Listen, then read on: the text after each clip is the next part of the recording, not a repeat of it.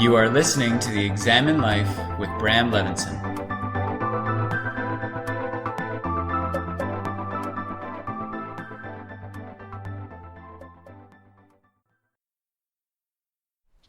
Pretty soon after I woke up this morning, I knew that I was going to pick up the microphone again to record another episode of the podcast. It's funny how 9 months goes by, and although there's a will to do it, there's, that thing, that impetus to actually pick up the microphone and do it just, doesn't happen. And I'm not somebody who, right there, that identification.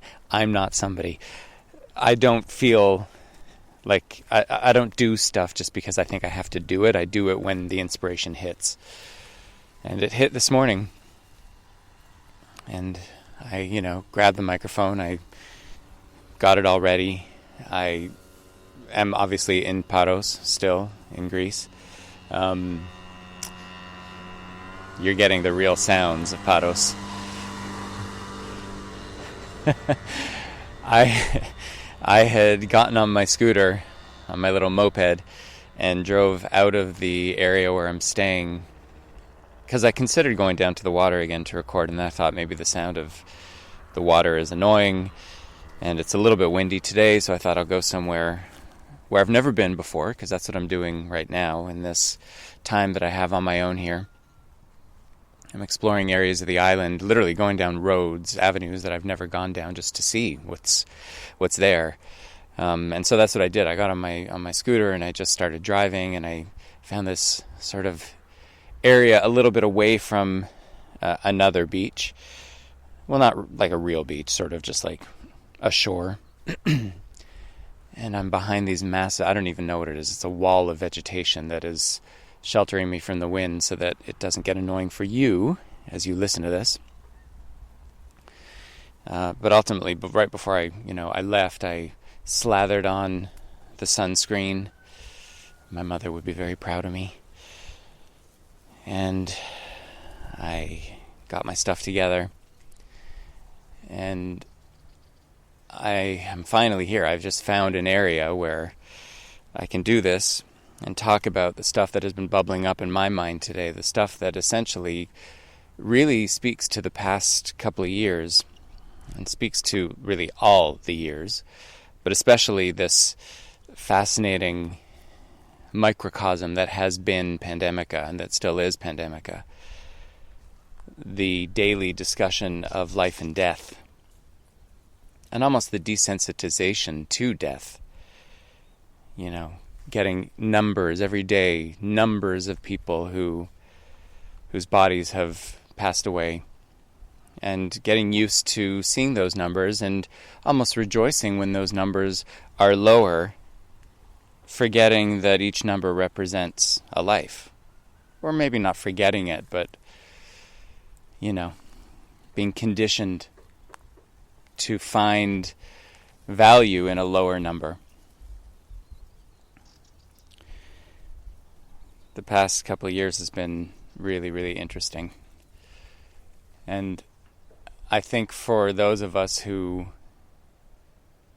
can take a moment to reflect back on how we have shown up throughout the whole thing, I think what's really interesting, for me anyway, from my experience, is that there has been a very much a clinging to life. And what I'm understanding this morning, and by the way, the time that I'm here alone in Paros is for this. I really put this time aside to just process, to have this be the beginning of the after, if that makes any sense, but just to be able to process everything. And what I'm realizing this morning is that the past couple of years in Pandemica, and even before that, I think there's been a clinging to life. I'm somebody who thinks about death. I study, I don't want to, sound like an idiot, but I study, death. I think about death. I understand death to be a valuable and essential and unavoidable stage of life. And when you consider what the past couple of years has been, it has been everybody faced with their own mortality. And spiritually speaking, I think that's a really important thing, because those of us who have been fortunate enough to be comfortable in life have been able to almost, ignore the subject and distract ourselves from the fact that death is, by just being comfortable and buying shit and doing stuff and sort of hoarding and doing and accomplishing and promoting and just really identifying with the somebody that we are. And the past couple of years in pandemic, I think, has been a real eye-opening social experiment in seeing how everybody clings to their own identification of their somebody, of who they are.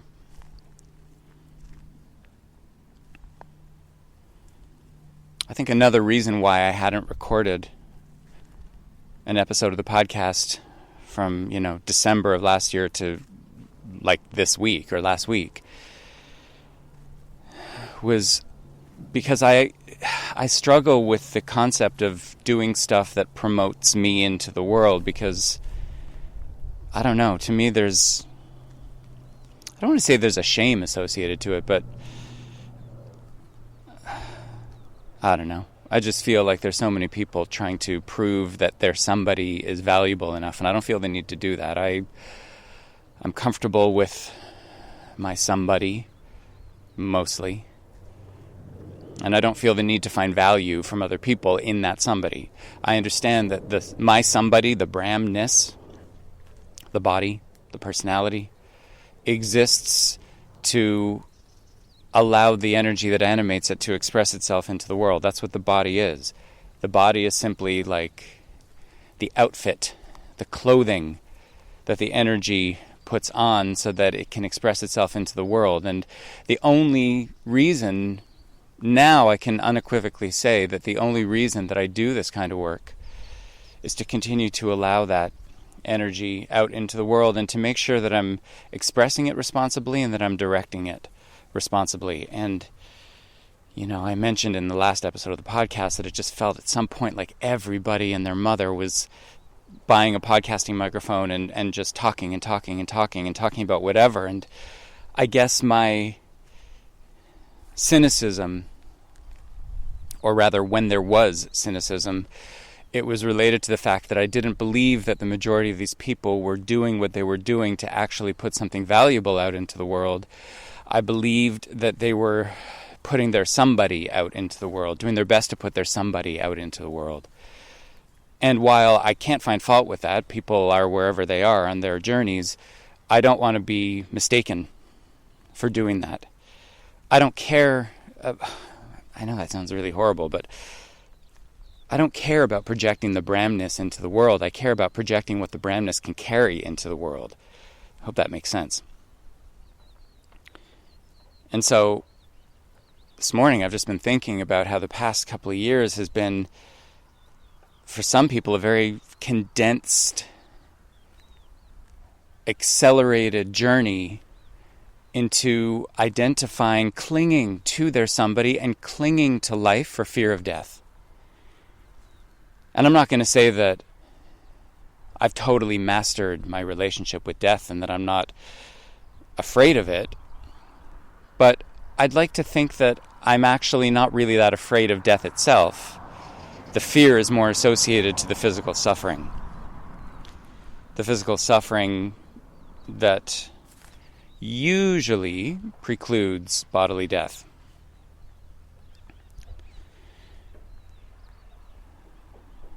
I think the most important spiritual thing, the most important piece of information I could teach is that, you're not the body.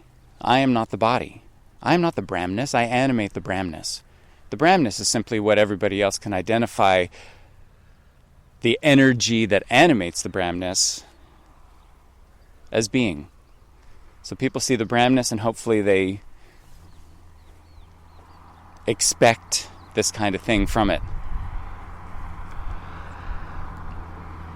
Remember when I said I was going to try and find a place that was nice and quiet? I seem to have found somewhat of a highway. I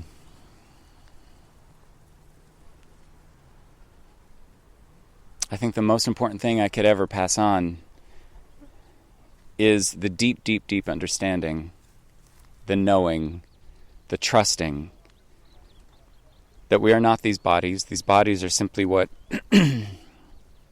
embody these energies, the energy that unites us all. The bodies are different and they look different, and our world has convinced us and will continue to condition us to believe that the differences that we find in appearance one from the other, whether it be skin tone or gender of the body or ability of the body or whatever, that stuff is what we should be focusing on. And I completely reject that and I discredit that. Absolutely. The energy that animates these bodies is exactly the same. It is the unity that appears in the many. It is the one that appears in the many. And I think that if we understood that, then we wouldn't be so afraid of death. I think it was Ram Dass who said something to the effect of our relationship to death is contingent on our identification with that which dies. Something like that. And that's really the heart of what I'm trying to get at. If we believe we are the body, then we are going to have, I think, a much more difficult experience of life, number one. And number two, we're going to cling to life for dear life. I think when one understands what dies and what does not die, because these energies that animate these bodies, I believe, are forever. It is forever. It is source energy. And if we understand ourselves as being that, then all of a sudden what happens to the body we can witness without being so caught up in it that there is no perspective and that there is no grace. There's just concealment. There's just the trickery of believing that it is all about the body and its health, and if anything happens to that, then we're screwed. And I think that the struggles we've seen over the past couple of years in pandemica indicate that most people on this globe that is spinning around in this universe believe they are the body. Because there has been so much fear. And trust me, I was raised in that fear. Why do you think I slathered myself with, 60 SPF before I came out here to record this? Because, there's awareness. There's awareness that the sun is strong and whatever. And that I was born pretty much translucent skin toned. And so I need to protect the skin of the body, and I need to take care of the body so that the body can be well, so that the energy that animates it can continue to express itself through the body out into the world and do the work that it's here to do. But I think that there's an inordinate amount of fear associated to just clinging to whatever it is that keeps us in a state of comfort and keeps us in a state of distraction and keeps us from having to actually think about death of the body. And I think it all comes down to death of the body.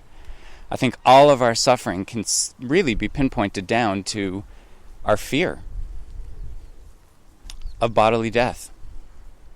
And, pay attention, because I didn't say the fear of death. I said the fear of bodily death.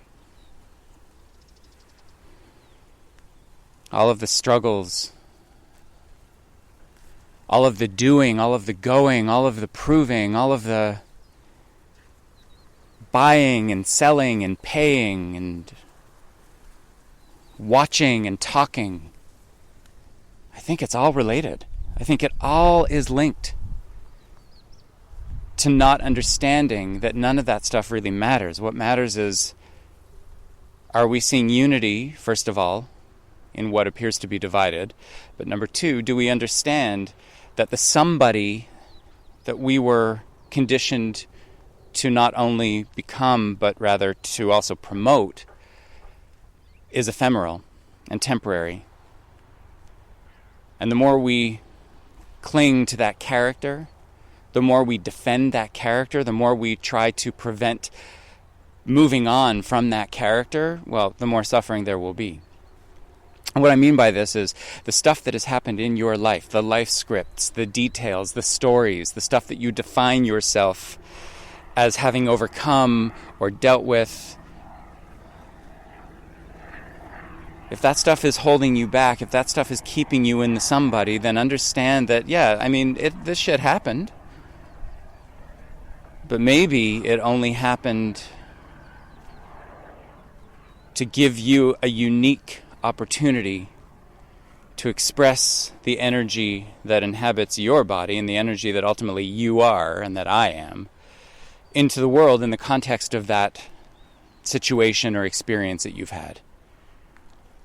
Consider that the longer we cling to trauma and have it be the defining factor that navigates us into the world, well, the more we're clinging to the somebody, instead of clinging to the otherness, that thing that we can barely even define, because the second we start to talk about it, we diminish it. I want you to consider that it's all about life and death. And if we spend more time wrapping our brain around bodily death and understanding what it is, understanding that it is only the death of the body, understanding what the Bhagavad Gita tells us, which is the wise grieve neither for the living nor the dead. And ultimately, that teaching is just referring us back to the understanding that if the wise don't grieve for the living nor the dead, it means that they understand that the body is living and the body is dead, but what animates it is forever. It doesn't get qualified into either of those two states. Well, then we see unity everywhere. Then we understand bodily death to actually be somewhat mysterious and miraculous, almost something to anticipate. Not something to rush towards, obviously, but something to welcome. And if we can welcome it, then all of a sudden, most of the stuff that we had attributed to fear or as being worthy of being afraid of, well, all of a sudden doesn't have the same grip on us, doesn't have the same hold on us. All of a sudden, there's not that much to fear anymore. It's all just life expressing itself around us and through us. And it's our opportunity to not only allow that expression to work through us, but to also sometimes just let it out. Verbalize it, act it, sing it, speak it, move it.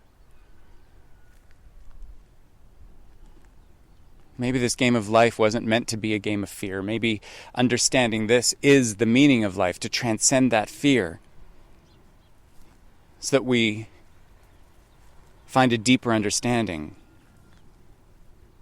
a deeper knowing, a deeper connection, a deeper welcoming.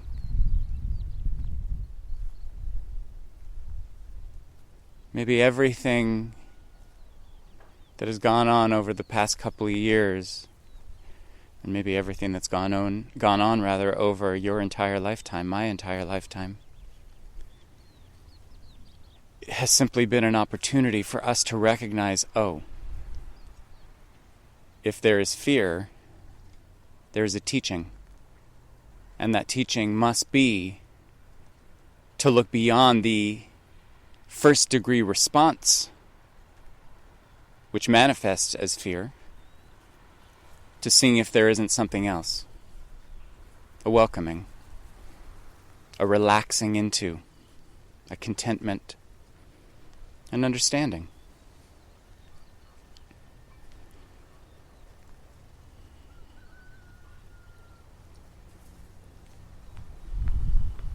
I think it's time to let go of our somebodies, or at least the identification to our somebodies, to not take them so seriously, to not try to prove to everybody else that those somebodies are valid and worthy.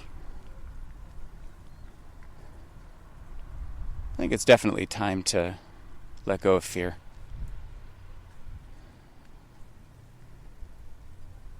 I think it's time to understand what this experience of life is, and I believe it's just an individualized experience of a collective. I don't know what I would qualify that as being, a collective energy, a collective, I don't want to say experience, but it's a collective journey.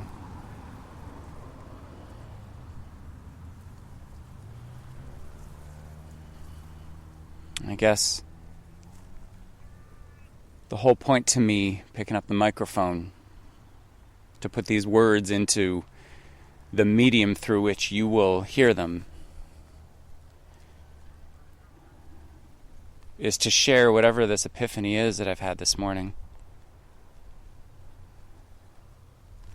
And I suppose that epiphany is, instead of consuming information and reading and disseminating and sharing and posting and social media-ing and podcasting and whatever, all of which most of the time I believe is based in the somebody and the preservation of the somebody and the promotion of the somebody and the finding validation from other people in the somebody.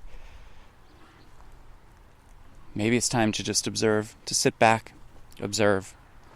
Not just observe what's going on around us and what's being thrown our way, but observe how we have been conditioned to meet it, what those default responses are. Observe them. And maybe find some wisdom in, I was so sucked into the game that I didn't recognize that it was a trick.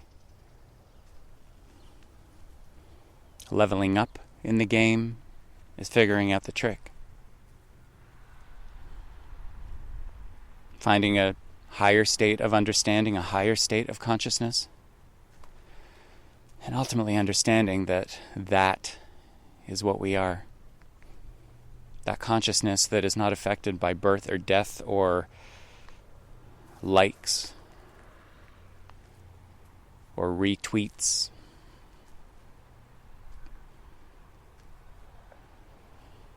It's an energy that, if it can look beyond the trappings of the somebody, will find itself reflected back to it in all things. For me, that happens here, on this island, in Greece. And so from this island, in Greece, I'm going to sign off. I'll be back. Chances are sooner rather than later.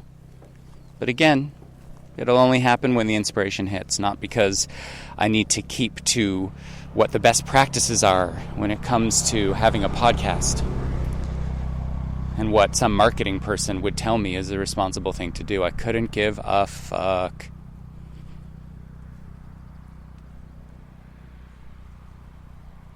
I'm not interested in staying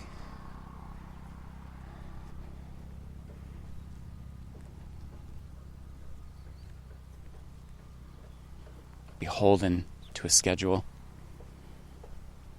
I'm interested in letting this be authentic, and I hope that you understand that, and I hope that you appreciate it, and I hope that you understand when I pick up this microphone, it's because there's really something to share. So give it all a good think. And I'll see you later.